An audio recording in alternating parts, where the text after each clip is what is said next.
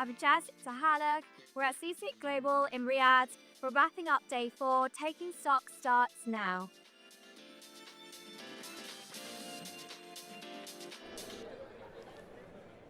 Welcome to the show, and what a busy one it promises to be. Simply put, a remarkable reversal here on this trading Thursday here on Wall Street, because at one point earlier today, the S&P 500 had been up as much as 1.9%.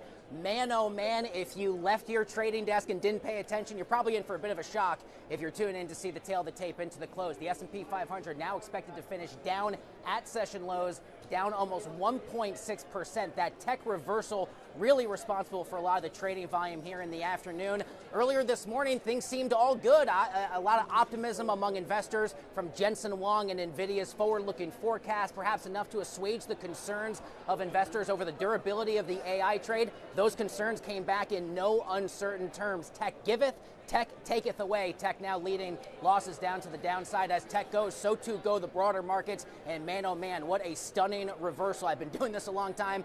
Very infrequently have I seen a market reversal, the likes of which we have today. That all sets the stage for today's closing bell and today's show. And welcome to it, one and all. You're watching Taking Stock. I'm JD Durkin. Moments away from the ringing of the iconic closing bell here at the New York Stock Exchange. The team from Emerson here now to do the honors. Don't go anywhere. A jam-packed, crucial day to bring you the latest for the tail of the tape. But for now, the team from Emerson, ticker symbol EMR, here at the NYSE, set to bring about a close to today's financial markets.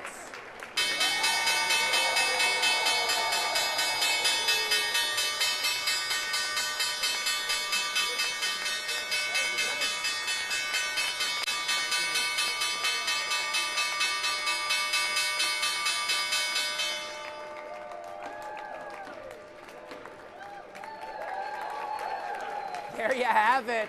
Finally bringing about a close to today's trading action. The tail of the tape, the S&P 500 down 1.5%. The Dow Jones down 0.8. The New York Stock Exchange Composite Index down 1.2. And the small caps, as is often the case for these more defensive days, down 1.8%. Worth noting, earlier in the day, volatility catching a bid with the VIX peaking all the way back up to 28. That was its highest level since October 17th. Oil benchmarks in retreat for the day, and the crypto majors getting absolutely clobbered on the session, with Bitcoin falling as low as 85,912, its lowest level since April 12th. Let's bring in Kai Wu. He is the founder and CIO at Sparkline Capital to get his perspective on today's price action. Man, oh man, I always like to say drinking from a fire hose on busy news days. This was a wild set of trading hours for Wall Street. What did you see across the major market indexes today? Yeah, I mean, it was a roller coaster ride for sure. You mentioned the headline stats, crypto markets down, S&P down. I mean, I think the biggest news was, of course, NVIDIA, right? So all eyes were in NVIDIA last night, the Super Bowl of Wall Street. Jensen gets out there, makes his announcement, great quarter. $57 billion of quarterly revenues, 62% year-on-year increase. Huge quarter. The market's excited, AI stocks rip. This morning, everything looks great, right? It looks like we're back, AI trade's back on, market's up 5%, NVIDIA's up 5%, all the stocks are up. And then over the course of the session, things unravel.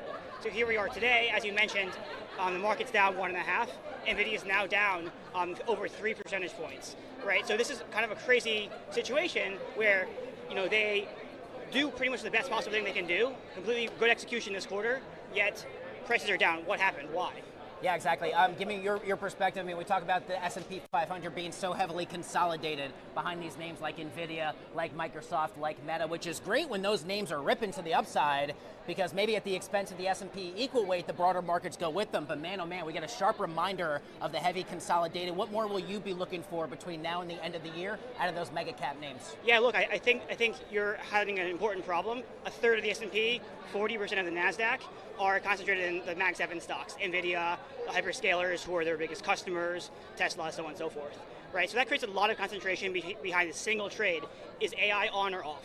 And, it was an interesting earnings announcement yesterday, because while in many ways the entire market was paying attention to it, in some ways it wasn't really news, because we already saw the, NVIDIA's biggest customers, Google, Microsoft, and Meta and Amazon report, and in their announcements they talked about their CapEx spending plans, $400 billion in annualized spend expected to ramp up into the future. And all NVIDIA did yesterday was just confirm check that box. Yes, indeed, that is true. Now, the big question moving forward is this AI capex sustainable? Right. What we've seen in prior investment booms is technologies like the internet or the railroad have been transformative for society and for the economy writ large. Yet, there has been a pattern of overbuilding where this dynamic builds where if you're Larry Page, you say, hey, I'd rather go bankrupt than lose this AI race. Sure. These companies want to win and they view AI as existential. And as a result, they pour money into this. Now the question is, that's all great for NVIDIA, for the time being at least, but if in 2-3 years the revenues don't materialize, what happens? We have excess capacity, stranded supply, the dark fiber problem of the dot-com boom, and that's not good for the folks spending, the telcos of the dot-com booms, or the hyperscalers today, nor is it good for NVIDIA and for Cisco, right? Cisco was the NVIDIA of the dot-com boom, selling the equipment to these firms. That stock was down 75% in the bust. I got about 30 seconds left. We talked correlation between how a lot of these big name mega cap equities trade and what's going on for the crypto market more broadly. What are you following out of the crypto majors for what's usually a very strong part of the year for them? Yeah, I mean, it's been somewhat surprising, to be honest, especially the decoupling of gold and any of the other macro assets from Bitcoin and the crypto majors. As you mentioned, Bitcoin has fallen precipitously, down 30%, let's say, from its highs just a couple of months ago. Wow. I think a big factor has been the October 10th event, that we were talking about off camera, a major liquidation event in crypto markets. We saw, Bitcoin down 15% in a couple hours. Some of the altcoins down 50 to 80% in a few hours. Some assets were trading on 99%. Wow. Right, and so it was just a complete bloodbath for crypto markets and for the market makers who had to step out. The exchanges, many of whom had to trigger their automatic leveraging protocols. Of course. And market participants are, quite frankly, still shell-shocked. Yeah, leverage can really work to your advantage on the upside, but during these big pullbacks, you're reminded of what the other side of that coin here as well. Kai Wu is founder and CIO at Sparkline Capital, helping us kick off the broadcast. Outstanding opening broadcast guest. Thanks for being here. Thank you. Good to have you here. Jeremy's going to grab your mic. Howie, you and I are going to head for a walk. Man, oh man, what a day. We are going to bring you the latest now event contract odds from our friends over at Polymarket, as Polymarket participants are trying to answer the question, who will President Donald Trump nominate to be the next chairman of the central bank? Jay Powell's term, of course, comes to a close in May. Up on Polymarket right now, 45% odds that the pick will be Kevin Hassett, currently works for the White House. 21% chance it is Fed Governor Christopher Waller. 14% chance it is Kevin Warsh, former Fed governor. 12% chance it is BlackRock's Rick Ryder. That particular event contract, more than $7.5 million in total trade volume. Howie, while we have a few moments, we'll take a look at two NYSE notables. One big notable on the day, one of the strongest performing names in the S&P 500 today, the team from Walmart, knocking the cover off the ball for earnings and forward-looking guidance, up more than 6%. E-commerce sales up 27% around the world. The company saying more six-figure income earners are doing their essential shopping at Walmart than ever before. The stock is now only 3% off of its all-time high. Finally, let's take a look at shares of XLK. This is the technology ETF from Select Sector Spiders. Technology shares, as we were talking about there with Kai a moment ago, down 3% here on the day, was up as much as 2.8% after the open. The biggest drawdown we've seen in shares of XLK since Friday, October 10th. Out of the 10 most weighted names in this particular tech ETF, IBM, the only name in positive territory today. Shares of XLK still up 18% from the start of 2025. Earlier today, FinTech TV's very own Remy Blair caught up with Prashant Sharma of Dagasta Properties at the Cityscape Global Conference in Riyadh, Saudi Arabia. We now bring you that interview. Take a look.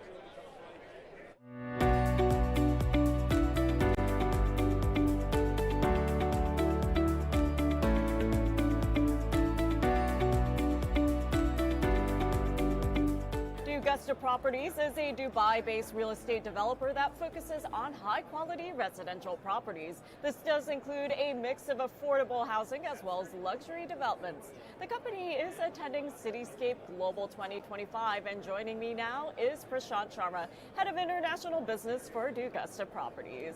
Prashant, thank you so much for joining us today. So first and foremost, give us an overview of Dagasta Properties. Well, thank you first of all for having me. About us, we're a real estate developer based up in Dubai. The USP of our product is we're bringing out in the market not just an architectural product, but it's a financial product as well that maximizes your cash flow. So basically, when you're investing in a property, you're getting maximum rental return. Any investor from overseas, anybody investing from North America, Europe, any part of the world, can freely and safely invest. At the same time, will get a good cash flow out of that investment. To your surprise, we're giving 10% rental returns on your property for 10 years. This is why we call this product as 10 on 10. And at the same time, North America, we have a lot of maintenance fee for the condominiums. So for our residential property, in Dubai, we call it as service charges. So we're waiving off the service charges for 10 years. So basically 10% return for 10 years and no service charges, which means you don't have to pay any maintenance fee. You pay nothing for your property management fee because we've created a sell to manage model. When we entered in the market, we started off as a property management company and we've got about 35 years worth of an experience. And then we got into development in 2016. So we have a full-fledged sell to manage model. We're not only selling your property, but also managing it for you. So kind of a one-stop shop. You don't have to go anywhere. So pretty much whatever you have it under one roof as a peace of mind product. You invest with us and we're managing your unit as well. So, and also on top of that, we're giving you 10% return. Dubai market is booming. Our properties are located in strategic locations where near Al Maktoum Airport, and I'm sure, needless to say, the world knows Al Maktoum Airport soon to be the world's largest airport. We've got a lot of properties over there. We've got properties all along the east end as well, closer to the academic city in Warsan 4, JDC. A lot of properties over there where infrastructure development is happening. When I say that, it means Etihad rail network is moving from north along the east towards the south. And our properties are strategically located over there, which is about 3 to 4 minutes of distance, 5 minutes distance from the future metro station. And as we all know, infrastructure development drives capital appreciation. So you have that as an investor added advantage that not only you're getting a 10% return on your property, but also your property is appreciating.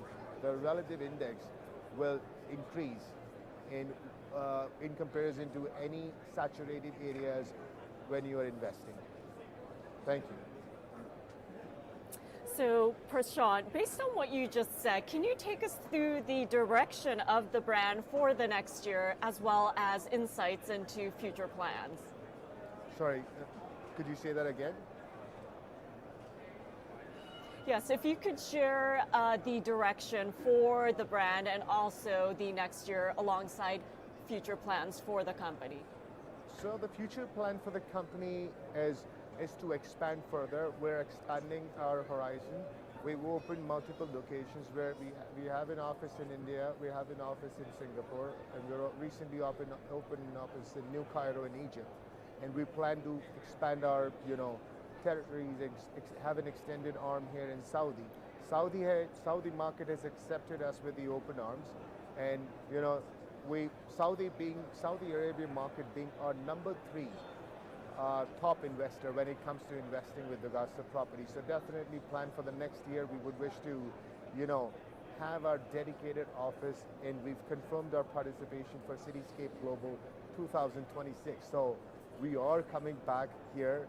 So anybody traveling from the US or other parts of the world who wish to see us back and have confirmed, you can see us again in 2016. We're going to be here in Cityscape. But meanwhile, we're here in Dubai. Wherever you are, whenever you wish to contact us, you can. Okay, Prashant, well, thank you so much for joining us from Cityscape Global 2025. We appreciate your time, and thank you so much for sharing all of your insights. Thank you so much for having me. Sincerely appreciate it. Thanks.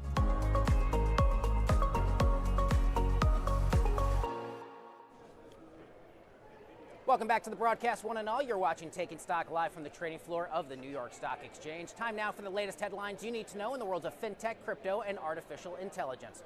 First up, as we mentioned at the top of the show during closing bell, man oh man, the crypto majors, Bitcoin, Ethereum, Solana, continuing their slide today as the ongoing crypto bear market intensified during the day. This follows this previous Tuesday in which BlackRock's iShares Bitcoin Trust saw a record of more than $520 million in one-day outflows as Bitcoin fell at the time below 90,000. All the while, more than 65 crypto organizations are urging the White House to direct federal agencies to speed up tax and regulatory guidance, including a tax threshold and developer protections. That's what you need to know in the world of fintech, crypto, and AI. Let's now bring in our special guests, folks. Say hello to Ted Hansen and Shiv Iyer. They are CEO and president, respectively, of ASGN. Gentlemen, welcome to the New York Stock Exchange, and welcome to the show. It's great to have both of you. Thanks, JD. We appreciate being here. Looking forward to the conversation. Of course, Ted, let me kick things off with you first and foremost. What brings you and your team here to the NYSE today? So we're here today to do our 2025 Investor Day. It's been 4 years since we got our investors together to really talk about the transformation of our business from an IT staffing to a strategic technology provider of solutions, especially foundational solutions that relate to the readiness for AI. Shiv, as president, what did Investor Day look like for you, and any big announcements that you had for your investors here at the exchange? Investor Day went great. We had a lot of our investors and analysts, and it was great to be able to stand up there and talk about our story and how we're evolving and transforming as an organization. There was a big announcement when we talked about the unification of all of our brands as the ASGN organization under a new brand. More to come around that, but that was the big news. That's amazing. Well, congratulations to you and the firm, of course. Shiv there mentioned a moment ago, evolution, things ever changing. We operate in a world of financial markets where you can't wait very long before new technologies are changing the conversation. What does that evolution look like for your company, Ted? Well, look, I think it's about being ready to serve the needs of the customer, especially in the world of AI. So we have a enterprise customer base, both in the commercial market and the federal market, large enterprise, Fortune 500 and 1,000 customers needing all kinds of solutions, especially getting ready for AI. So it's really about preparing ourselves to serve them in the future. Shiv, what does artificial intelligence adoption look like for the company in an age where all of our viewers are seeing and reading AI-related headlines seemingly by the minute? Look, I think as with every other company, we are out there testing AI and agents in our environment, and we're seeing some success. Broadly speaking, I still think companies have work to do in scale AI enterprise-wide, whether it's because their data isn't ready or their tech stacks aren't ready or they don't really have the talent to adopt AI. So I think that's where we are, and that's the environment in which we're shaping what we do so we can get them ready for adoption of AI at scale. I love a good conversation about tech stacks. I also love a good conversation about exciting partnerships. What did you just recently announce with the team from Salesforce, Ted? Yeah, so we announced a new 360 relationship with Salesforce, and Salesforce basically coming to us and saying, look, we've got these great agentic AI capabilities within our product, but we need your help in engineering those and bringing those down into customer environments. So it's a way for them to begin to scale their competencies, if you will, within agentic AI, and we're best positioned to deliver that to the customer because we've been with them for years and decades and understand their IT environments. I've got less than a minute left, but before I let you go, talk to me about how you're approaching the general merger and acquisition space, and specifically anything on your horizon you're most looking forward to for the firm for 2026. Yeah, well look, M&A's been an important part of the company. It's how we position for future growth. Most solutions we can position for organically, but there are some solutions that we need today to be at scale with strong technology partnerships, accretive to growth and margins and earnings and all the rest of it. So it's an important part of the strategy, and it takes both organic growth and strategic M&A. Ted Hansen and Shiv Iyer, CEO and president, respectively, of ASGN, join us not only at the New York Stock Exchange, but live on Taking Stock. Gentlemen, thank you to you both for being here. Congratulations on a great Investor Day. We'll do it again soon. Come back anytime. Thank you. Folks, don't go anywhere. Much more Taking Stock live from the NYSE is coming up after this.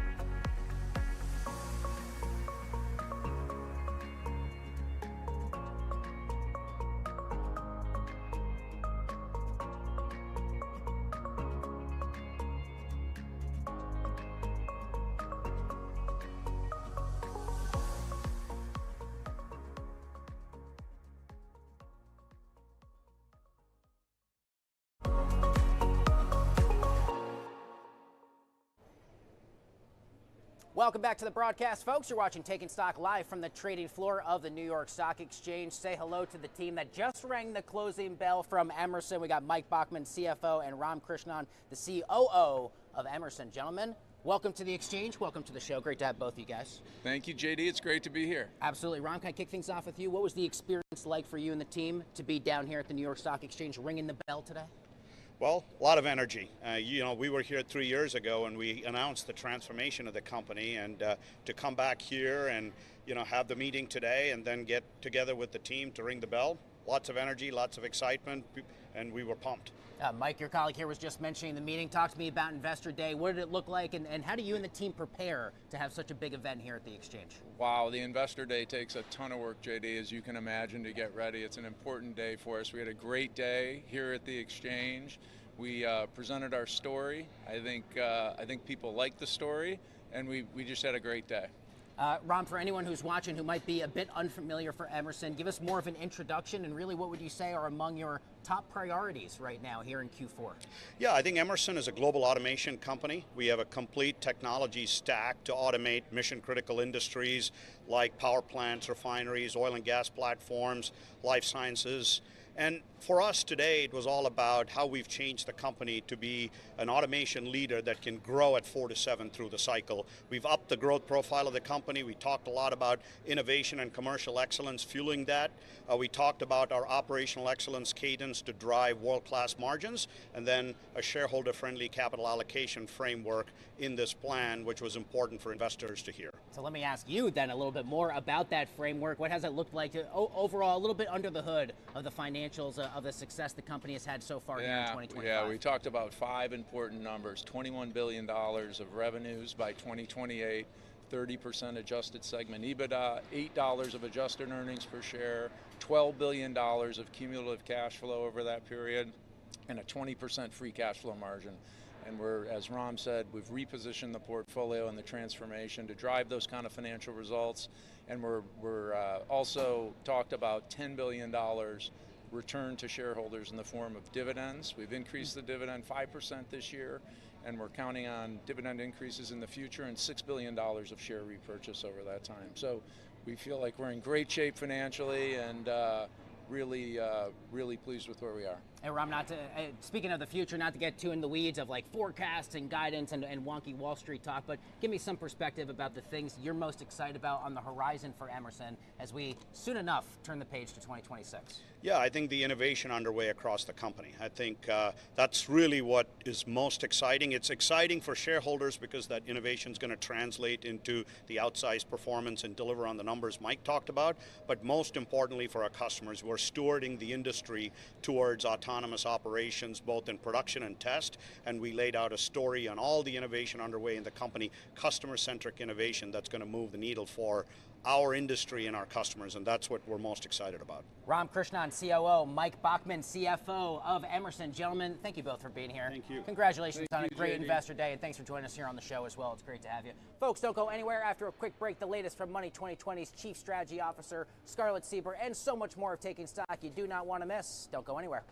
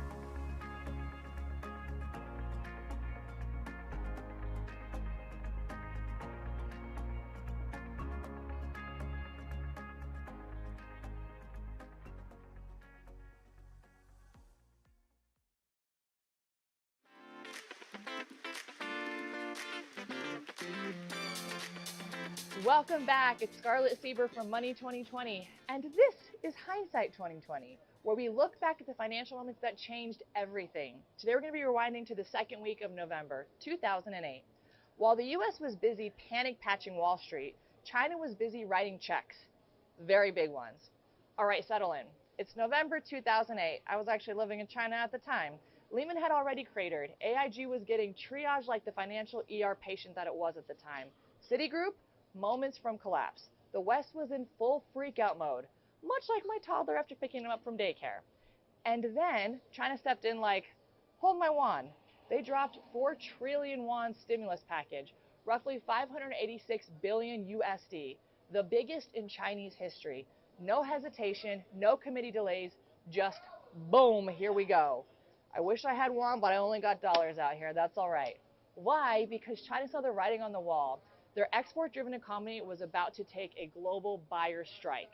So they pivoted, and they did that hard. Instead of bailing out banks like the West, China went full-on infrastructure beast mode. Railways, housing, airports, electricity grids. It was like if instead of rescuing Bear Stearns, the U.S. built 200 new Hoover dams. Bold, concrete, literally. The strategy. China knew 2 things. The world wasn't going to buy their stuff for a while, and domestic growth had to take the wheel. So they didn't just wait for the dust to settle. They kicked it up. The impact? The stimulus didn't just help China avoid recession. It laid the foundation for their high-speed rail empire, a decade-long commodity supercycle, and a whole new era of economic self-reliance. Hello iron ore. Hello Aussie mining stocks. Hello global power shift. While the West was duct taping the financial system back together, China was laying track, literally and figuratively. They didn't react, they acted. And that's your glimpse into financial history for the week. See you next time when we look back again with perfect clarity. Back over to you.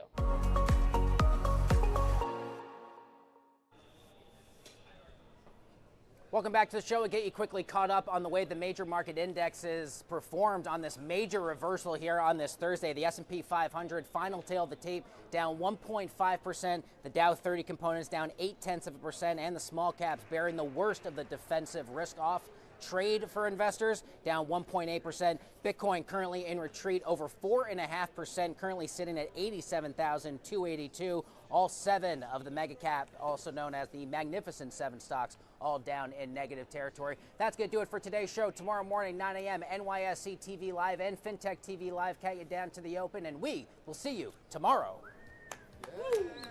Yeah.